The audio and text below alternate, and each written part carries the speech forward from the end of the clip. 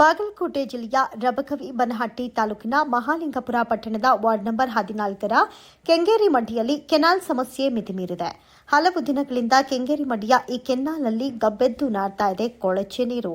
ಇದೇನು ಕೆನಾಲ್ ನೀರೋ ಅಥವಾ ಕೊಳಚೆ ನೀರೋ ಎನ್ನುವಂಥ ಸಂಶಯ ಇಲ್ಲಿನ ಜನರನ್ನ ಬಿಟ್ಟು ಬಿಡದಂತೆ ಕಾಡ್ತಾ ಇದೆ. ಹೌದು ವೀಕ್ಷಕರೇ, ಈ ಕುರಿತು ಅನೇಕ ಬಾರಿ ಸುದ್ದಿ ಪ್ರಕಟಿಸಿದ್ರು ಕೂಡ ಅಧಿಕಾರಿಗಳು ಮಾತ್ರ ಕ್ಯಾರೆ ಅಂತ ಇಲ್ಲ. ಅಧಿಕಾರಿಗಳ ವಿರುದ್ಧ ಇಲ್ಲಿನ ನಾಗರಿಕರು ಇದೀಗ ಆಕ್ರೋಶವನ್ನ ವ್ಯಕ್ತಪಡಿಸ್ತಾ ಇದ್ದಾರೆ. ಇನ್ನಾದರೂ ಕೂಡ ಈ ಸಂಬಂಧಪಟ್ಟಂತಹ ಅಧಿಕಾರಿಗಳು ಈ ಬಗ್ಗೆ ಸ್ವಲ್ಪ ಗಮನ ಹರಿಸ್ತಾರಾ, ಶಾಶ್ವತ ಪರಿಹಾರಕ್ಕೆ ಮುಂದಾಗ್ತಾರಾ ಕಾದು ನೋಡಬೇಕಿದೆ.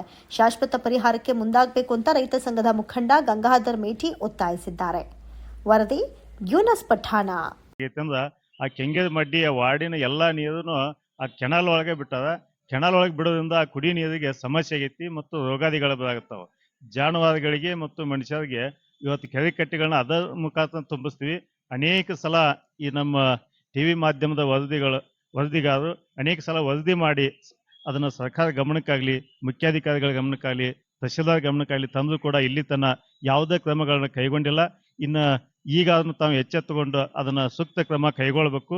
ಆ ನೀರನ್ನ ಚರಂಡಿ ನೀರು ಬೇರೆ ಕಡೆ ಹೋಗುವಂತ ವ್ಯವಸ್ಥೆ ಮಾಡಬೇಕು. ಕೆನಾಲ್ ನೀರಿಗೆ ಹೋಗೋದನ್ನ ತಡೆ ಹಿಡಿಬೇಕಂತ ಹೇಳಿ ನಾವು ಒತ್ತಾಯ ಪಡಿಸ್ತೀವಿ. ಯಾಕಂದ್ರೆ ಇವತ್ತು ಕುಡಿಯಾಕ ದೊಡ್ಡ ಸಮಸ್ಯೆ ಆಗೈತಿ. ಮತ್ತು ಅಲ್ಲೇ ಪಕ್ಕದಾಗನ ಒಂದು ಅಂಗನವಾಡಿ ಐತಿ. ಅಲ್ಲಿ ಚಿಕ್ಕ ಚಿಕ್ಕ ಮಕ್ಕಳು ಇವತ್ತು ವಿದ್ಯಾಭ್ಯಾಸ ಮಾಡ್ತಿರ್ತಾವೆ. ಅಲ್ಲಿ ಸೊಳ್ಳೆಗಳು ಕುಂಡ್ರದಿಂದ ಡೆಂಗು ಜ್ವರ ಆಗುವಂತ ಪರಿಸ್ಥಿತಿ ಐತಿ. ಆ ಉದ್ದೇಶಕ್ಕೆ ಅದನ್ನ ಸ್ವಚ್ಛತೆಗೊಳಿಸಿ ಕೆನಾಲ್ನ ಆ ನೀರನ್ನ ಬೇರೆ ಕಡೆ ಕಳಿಸ್ಬೇಕು, ಗಟರ್ ನೀರು. ಯಾಕಂದ್ರೆ ಅದ್ರೊಳಗೆ ಶಾಂಪೂ ನೀರು ಇರ್ತೈತಿ, ಹೊಳ್ಳಿ ಈ ಬಟ್ಟೆ ತೊಳೆದಿದ್ದ ನೀರು, ಶೌಚಾಲಯ ನೀರು, ಈ ಅನೇಕ ರೀತಿ ಕೊಳಚೆ ನೀರುಗಳಿರೋದ್ರಿಂದ ಅಲ್ಲಿ ಕೊಳಚೆ ಪ್ರದೇಶ ನಿರ್ಮಾಣ ಆಗೈತಿ. ಇವತ್ತು ಕೆನಾಲ್ ಹೋಗಿ ಅದು ಕೊಳಚೆ ಗಟರ್ ಆಗೈತಿ.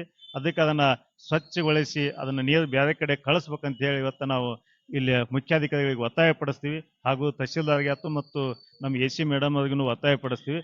ದಯವಿಟ್ಟು ತಾವು ಅದಕ್ಕೆ ಕ್ರಮ ಕೈಗೊಳ್ಳುವಂತ ಕೆಲಸ ಮಾಡ್ಬೇಕಂತ ಹೇಳಿ ಹೇಳ್ತೀವಿ. ಆಗದೆ ಇದ್ದ ಮುಂದಿನ ದಿನ ಒಂದು ಉಗ್ರವಾದಂತ ಹೋರಾಟವನ್ನು ಹಮ್ಮಿಕೋಬೇಕಾಗೈತಿ, ಅದು ಅನಿವಾರ್ಯ ಐತಿ. ಆ ಉದ್ದೇಶಕ್ಕೆ ತಾವು ಬೇಗನೆ ಅದನ್ನ ಕ್ರಮ ಕೈಗೊಳ್ಬೇಕು. ಇನ್ನು ಹೆಚ್ಚಿನ ಸುದ್ದಿಗಳಿಗಾಗಿ ನಿಮ್ಮ 7 ಟಿವಿ ಕರ್ನಾಟಕ ಚಾನೆಲ್ ಅನ್ನ ಲೈಕ್ ಮಾಡಿ, ಶೇರ್ ಮಾಡಿ, ಸಬ್ಸ್ಕ್ರೈಬ್ ಮಾಡಿ. 7 ಟಿವಿ ಕರ್ನಾಟಕ, ಇದು ಜನಪರ ಧ್ವನಿ.